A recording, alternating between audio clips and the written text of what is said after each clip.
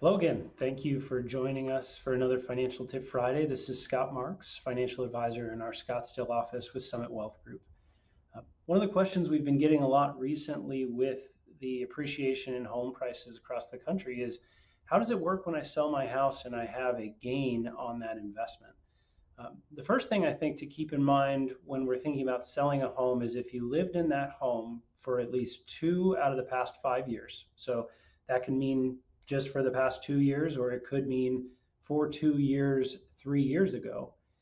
As long as you did that, as long as you lived in the home for 2 out of the last 5 years, you can exclude up to 250,000 in gains as a single person, or up to 500,000 in gains as a married couple.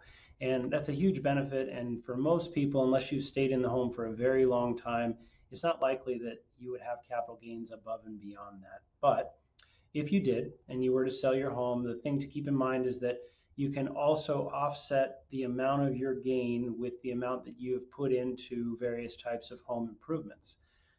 There's a certain list that's applicable based on what the IRS deems acceptable as a capital improvement for your home. But if you are selling your home and you have capital gains above that threshold, the $250,000 or $500,000 threshold, it's a good idea to go back and see how much did you spend on capital improvements in the time that you were living there. Another strategy to be thinking about is if you do have an investment property that is appreciated in value, one option for you is to go and move into that home for 2 years and then sell it so that you would benefit from that exclusion.